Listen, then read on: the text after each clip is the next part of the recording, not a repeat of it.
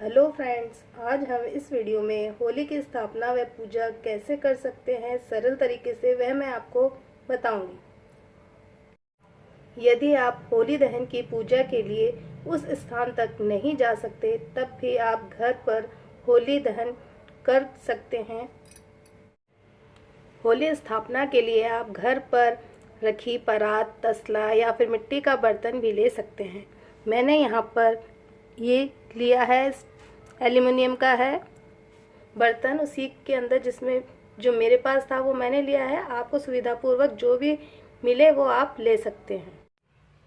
फिर उस बर्तन में हमें मिट्टी रखनी चाहिए, थोड़ी जितनी हमें आवश्यकता के अनुसार लेनी है।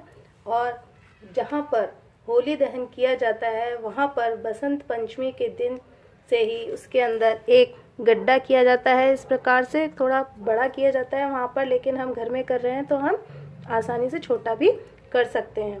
फिर इसमें हमें सुपारी, लौंग, इलायची, अक्षत, हल्दी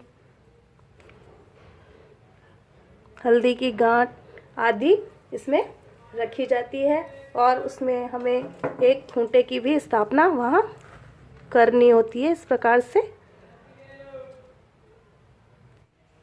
आसपास के लोग रोज कुछ ना कुछ बसंत पंचमी से लेकर होली तक कुछ ना कुछ वहाँ पर अर्पित करते रहते हैं अपनी श्रद्धा के अनुसार। और वो होली के दिन तक बड़ी होली तैयार हो जाती है। जैसे हम संविदा है, इस तरह से वहाँ पे रोज़ इकट्ठी होती रहती हैं और उससे होली बड़ी हो जाती है।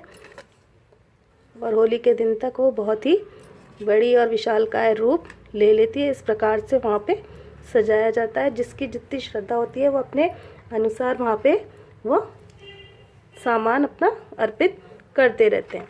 इस तरह से वो होली बहुत ही सुंदर दिखाई देने लग जाती है। इस तरह से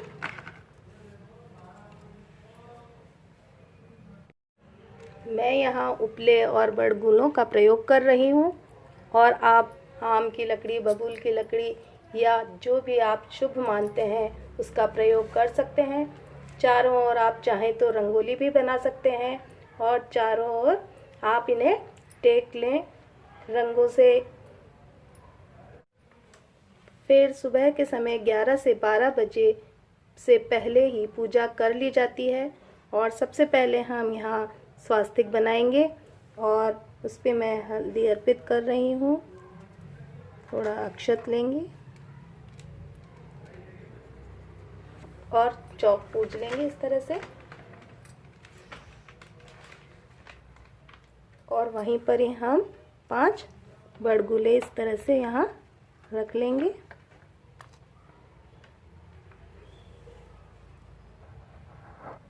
सुबह के समय की पूजा लेडीज़ करती हैं और शाम की पूजा जेंट्स करते हैं। और मैं यहाँ पर गेहूं की बालियाँ हो तो आप वह रख सकते हैं या और उसके बाद उसमें हम थोड़ा सा जल अर्पित करेंगे। हाथ से भी हम इन पे छींटा दे सकते हैं और गुड़ अर्पित करेंगे। और फिर हम दीप प्रज्वलित भी करेंगे। घी का दिया हमें यहाँ जलाना चाहिए। यदि आप बाहर भी पूजा करने जाते हैं तो भी आप इसी प्रकार से पूजा कर सकते हैं। और जो भी हम धूप अगरबत्ती भी वहाँ पर हम जला सकते हैं। उसके बाद लौंग, इलायची व दक्षिणा भी हमें वहाँ चढ़ानी चाहिए। हम सुबह व शाम दोनों समय की पूजा इसी तरह से कर सकते हैं। उसके बाद हम गुलाल अर्पित करेंगे। यहाँ देखिए इस तरह से यहाँ भी अर्पित करेंगे।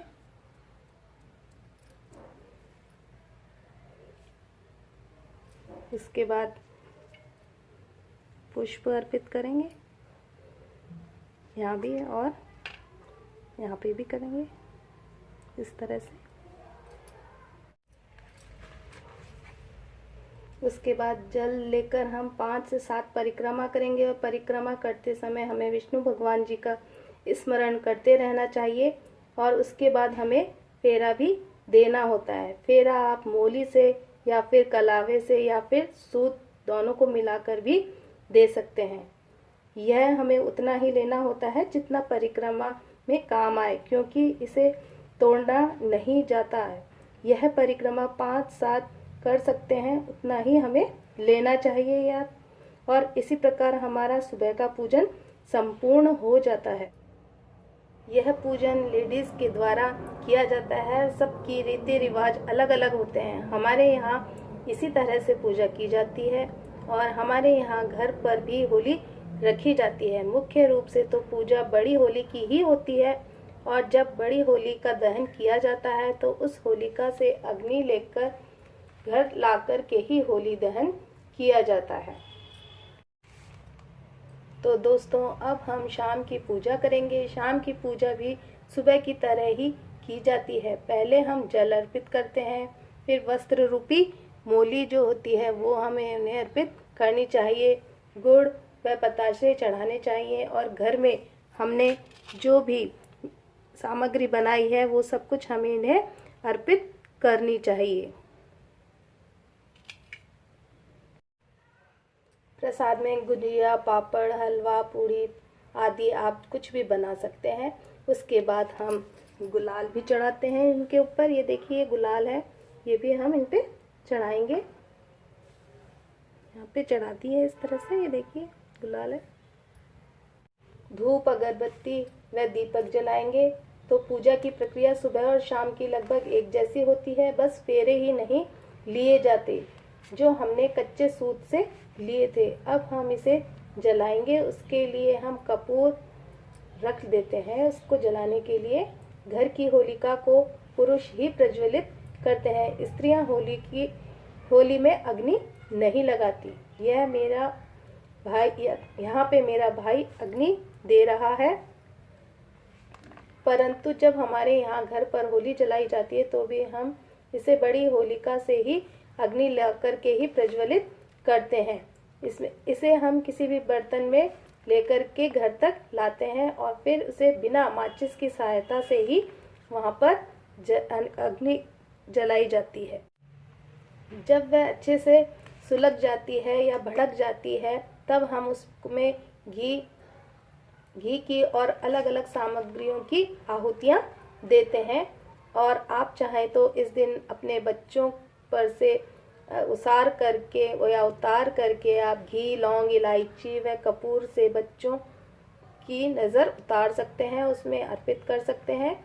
क्योंकि ऐसा कहा जाता है कि ऐसा करने से हमारे सारे कष्ट दूर हो जाते हैं और इस होलिका की अग्नि में भस्म हो जाते हैं, ऐसा माना जाता है। ऐसा माना जाता है कि होलिका के साथ साथ हम अग्नि देवता की भी पूजा करते हैं।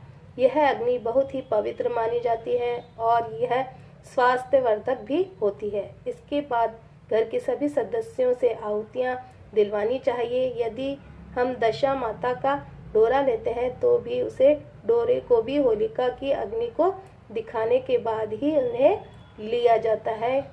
और अनाज भी हमें उसी को भी अग्नि दिखानी चाहिए। और होले हमने लिए हैं वह भी घर पर पुरुषों के द्वारा ही उन्हें सेक लेना चाहिए।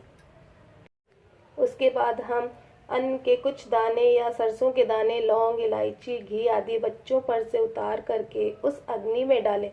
क्योंकि इससे उन पर कोई बुरी नज़र होती है तो कोई समस्या होती है तो उनके जीवन में वो इस अग्नि में अर्पित करने से वह कम हो जाती है। ऐसा करने से नज़र दोष दूर हो जाता है। इस अग्नि को तापना ज़रूर चाहिए क्योंकि यह हमारे स्वास्थ्य के लिए बहुत ही अच्छी होती है। और अंत में अग्नि को शांत करने के लिए हमें जल से एक परिक्रमा देनी चाहिए और इस प्रकार हमारा पूजन संपूर्ण हो जाता है। कहीं कहीं पर होली घर की छत पर भी जलाई जाती है, परंतु ज़्यादातर लोग घर के चौक में या आंगन में ही यह पूजन करते हैं। इससे घर के सभी कमरों में पूजा सामग्री का धुआं पहुंच जाता है और सारे कमरों का वातावरण शुद्ध हो जाता है। तो दोस्तों, यह थी हमारी होली पूजन की सरल विधि। आपको यह पसंद आए तो आप प्लीज़ शेयर करें, लाइक करें और सब्सक्राइब करें। जय हो होली मैया की।